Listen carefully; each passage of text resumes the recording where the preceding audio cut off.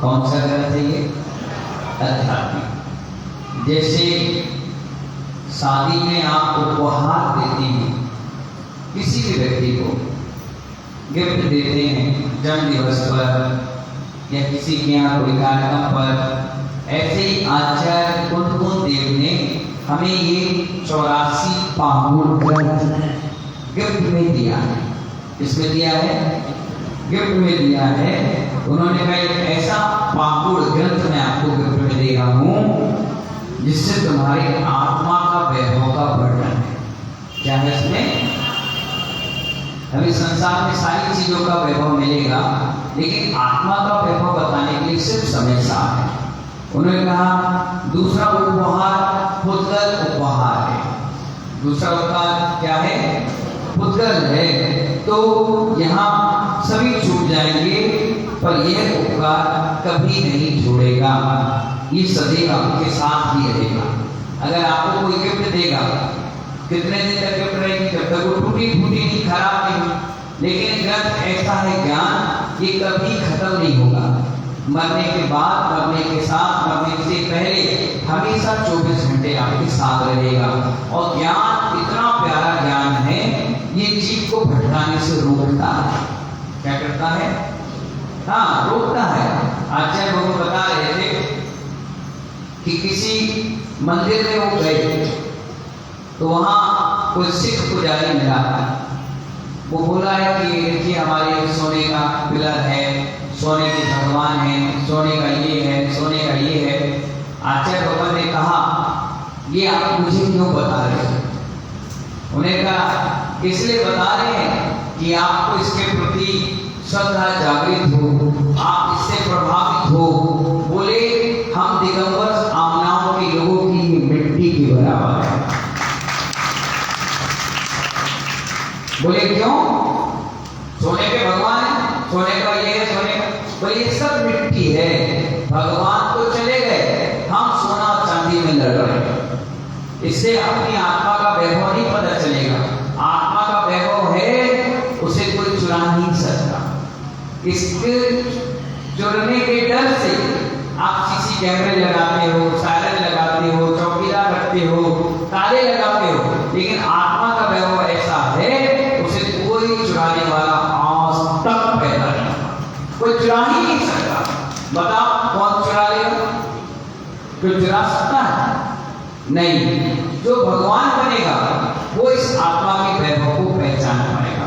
इसलिए आचार्य 5वें नंबर की गाथा समय सार में बता रहे हैं, तब यते व्यर्तम दायहम अपवाहणो सभी वर्णे जति चावेज प्रमाणम चुके जन्म चाचिघेगम। प्रमाण के दो भेद हैं, नहीं प्रमाण के अनेक भेद हैं। किसके भेद? प्रमाण के। किसी बात के सबूत देना हो तो अनेक प्रकार के सबूत हैं। आचार्य कहते हैं हम जैन लोग अनुमान को भी प्रमाण कहते हैं। जैन समाज में क्या कहते हैं रनु भाई? अनुमान को भी प्रमाण कहते हैं। जैसे जहां धुआं निकला तो वहां क्या कहोगे? आग है। पानी तो नहीं कहोगे? कैलाश जी, जहां मुंह से धुआं निकला तो ऐसा लगता है किसने किसी सिगरेट पी? लगता है कि नहीं लगता है? या तो ठंड में धुआं निकलेगा और नहीं तो फिर बीड़ी सिगरेट का निकलेगा, या कोई डंडे से पिटाई करेगा तब धुआं निकलेगा, या चाट पकौड़ी खाओगे, लाल मिर्च खाओगे तब धुआं निकलेगा। ऐसी तो कहने का मतलब आचार्य में कितनी अच्छी बात बता रहे हैं। जहां धुआं दिखाई दे समझ जाओ किसी दिन साथ वहां आग लगी है या आग है। इस प्रकार का अनुमानित ज्ञान भी प्रमाण माना जाता है। क्या माना जाता है? इस प्रकार का अनुमानित ज्ञान भी प्रमाण माना जाता है। यत् यत् धुआं तत् तत् विहिनी, यानी जहां जहां धुआं है वहां वहां आग है, और जहां जहां आग है वहां नियम से धुआं है। क्या है? या तो शुरू में निकलेगा या बंद होने के बाद, बुझाओगे तब निकलेगा। तो आचार्य कहते हैं धुआं दिखाई दे रहा है तो वहां आग है, ऐसा मानते हैं क्योंकि बिना आग के धुआं निकल ही नहीं सकता। क्या नहीं निकल सकता? बिना आग के धुआं नहीं निकल सकता। पहाड़ पर धुआं दिखाई दे रहा है तो समझ जाइए वहां आसपास कहीं ना कहीं आग लगी है। इसी तरह आचार्य कहते हैं हर बातों का प्रमाण है। समय साथ की बात बता रहे हैं, हर चीज का प्रमाण है। मैं आत्मा के वैभव को दर्शाऊंगा, दिखाऊंगा और समझाऊंगा। क्या कह रहे हैं आचार्य कुलदेव स्वामी? दिखाऊंगा, बताऊंगा, समझाऊंगा। किसके वैभव को? आत्मा के वैभव को। तथापि यदि मुझसे कोई भूल चूक हो जाए, कितने बड़े महान आचार्य हैं, उसके बाद भी कितनी लघुता और करुणावश बता रहे हैं, अगर फिर भी मुझसे कोई गलती हो जाए तो उसे छल में मत लेना। क्या नहीं लेना? छल में या उपहास या हंसी में मत लेना। उन्होंने कहा महानुभाव 4 प्रकार के वाक होते हैं, 3 प्रकार के। एक वाक छल। कौन सा छल? बोलो। वाक छल। दूसरा होता है सामान्य छल, सामान्य। और तीसरा होता है उपचार छल। कौन कौन सा बताइए? पहला वाक छल, दूसरा सामान्य छल, तीसरा उपचार छल। अब इसकी परिभाषा समझिए। आचार्य कुलदेव महाराज बता रहे हैं, ठीक है। पहला है एक टिकड़ी, कितना मजा आता है। एक बीच वाली खड़े हो जाओ, यहाँ गए, उधर चले जाओ, पीछे पीछे पापा के पास जाओ, आप बात करो। चलो भैया से करो। पहला कौन सा छल? वाक छल। वाक छल क्या है? एक चीज बताई आचार्य ने, नव कंबल ब्राह्मणा। क्या बोले उन्होंने? बोलो बोलो। नव कंबल ब्राह्मणा। उसका 2 अर्थ निकलता है, 2 अर्थ। एक तो ये निकला कि नया, नव का मतलब नया कंबल ब्राह्मण के पास। क्या निकला? नया कंबल ब्राह्मण के पास है। और नव का अर्थ 9 कंबल ब्राह्मण के पास। क्या समझ में आया? हाँ, प्रवचन में आचार्य ने कहा 9 कंबल ब्राह्मणा। तो आपने क्या सोचा कि ब्राह्मण के पास 9 कंबल है, और आचार्य क्या बता रहे हैं कि 9 यानी नया कंबल ब्राह्मण के पास है। तो ये वाक छल है। कौन सा छल है ये? आपने अर्थ का अनर्थ कर दिया। क्या कर दिया? किसका है ये? किसका है? बात मारो।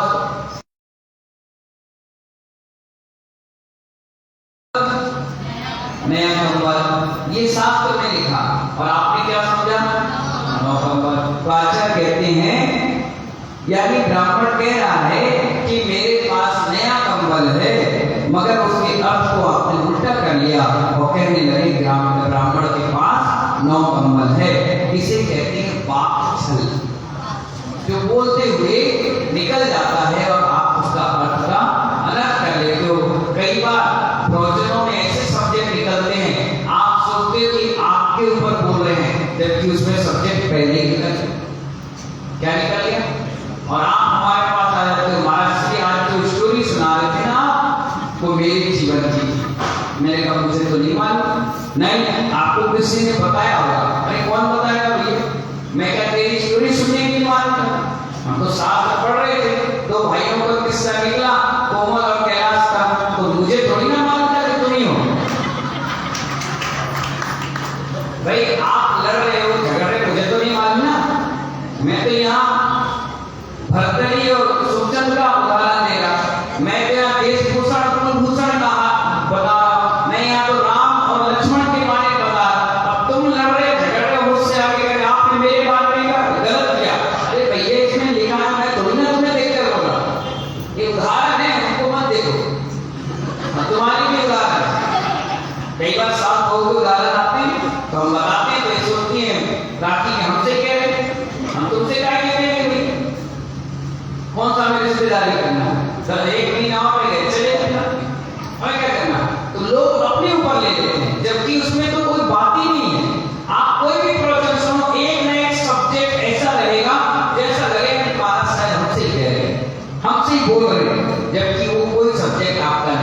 ये सब्जेक्ट तो सब जनक है, सभी के लिए है। तो नौ कंबल ब्राह्मणा का मतलब हुआ नया कंबल ब्राह्मण के पास है, और आपने अर्थ क्या निकाल लिया कि नौ कंबल ब्राह्मण के पास है।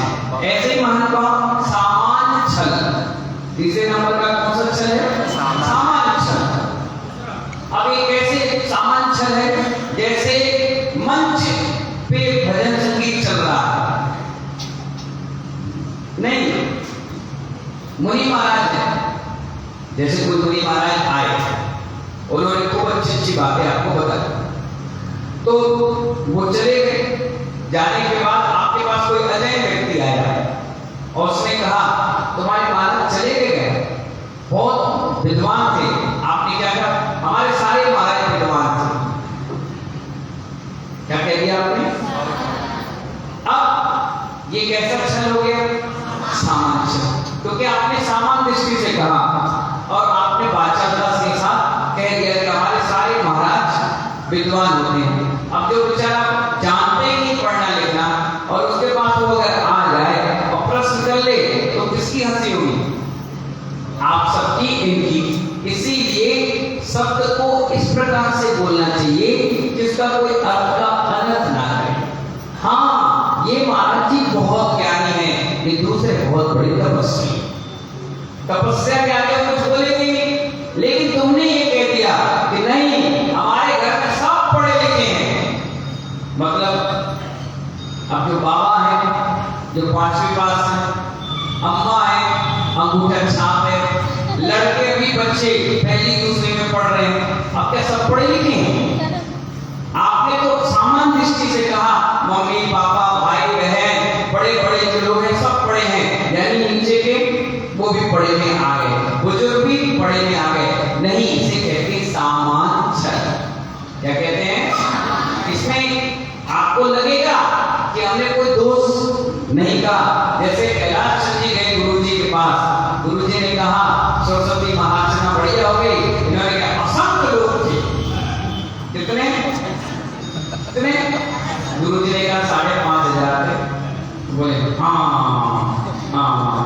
ये क्या हो गया? सामान्य छल। लेकिन अपने ये तो छल हो गया, दोस्त को लग गया। इसीलिए अपन क्या कहते हैं? अरे भैया क्या चमत्कार है, अरे गजब का यार, सोने की नदियां बह गई। क्या बह गई? नदियां बह गई सोने की। दूध समझ में आया? दूध की भी नहीं बहती, पानी की बहती है। कभी दूध की नदियां देखी? बहती है क्या? है? अरे ऐसा पानी गिरा पूरा नगर बह गया। नगर कहीं बहता?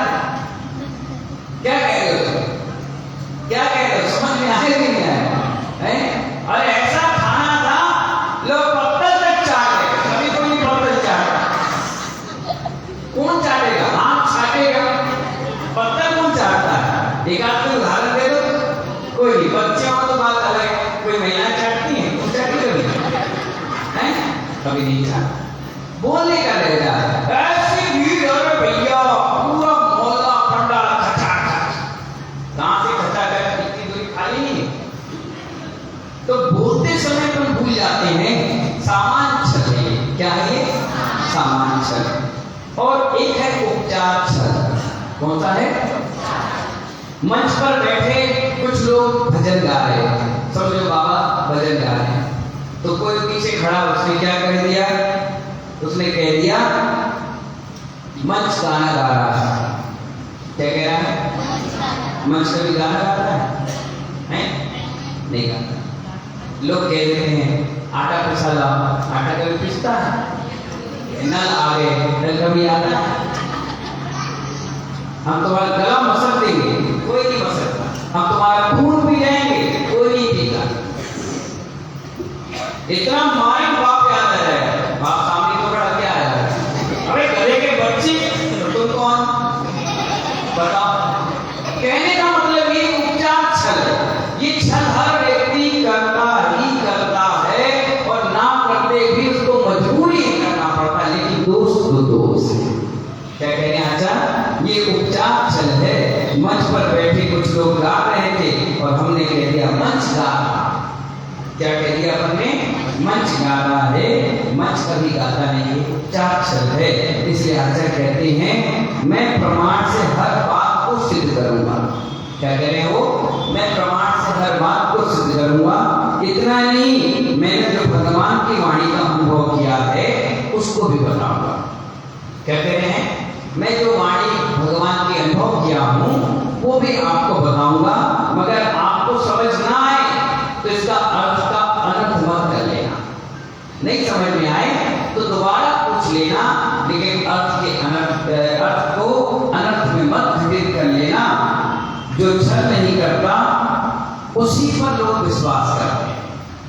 आप कौन सी दुकान पर सामान लेना पसंद करते हैं? जो गारंटी देता है और गारंटी के साथ आपको सामान देता है, और आप जब घर पे लाते हैं, खोलते हैं, खाते हैं, सेवन करते हैं, यूज करते हैं, तो गारंटी पे 100% परफेक्ट उतरता है। तो आप क्या करते हैं? अगली बार बच्चा सामान लेने जाता है, कहते नहीं महावीर भैया के यहाँ जाओ वो सही देते हैं। आप नवीन भाई के पास जाओ वो सही देते हैं। आप हमारे महेंद्र कुमार जी सौजन्य के पास जाओ सही देते हैं। क्यों? क्योंकि आपने उन पर विश्वास कर लिया, प्रमाणित है, विश्वास कर लिया। अब आप हमारी बातों को विश्वास करते हो कि महाराज जी जो कहते हैं वो पक्की बात हो गई, क्योंकि हमने उस बात को खराब उतारा है इसलिए पक्की हो गई। इसीलिए मानववाद जो छल करता है उसके साथ कोई भी विश्वास नहीं करता, उसके हाव भाव भी खराब रहते हैं। ना जाने कब इसको धोखा दे जाए, पार्टनरशिप भी करने में लोग डरते हैं और बाजार में भी उसका क्या हो जाता है, माहौल खराब हो जाता है। यह बात जो है श्लोक वार्तिका नाम की ग्रंथ पर लिखी है। इसलिए जो व्यक्ति छल करता है उसका जीवन भी कपट की तरह होता है, छल कपट की तरह होता है, उसका पुण्य भी ज्यादा समय तक टिक नहीं पाता। इसलिए आचार्य कहते हैं समय साथ थोड़ा गूढ़ है, समझने के लिए है, जो समझेगा उसी को समय साथ अपने जीवन में उतारने का मौका मिलेगा। इन्हीं शब्दों के साथ बाकी का विषय कर, ठीक है?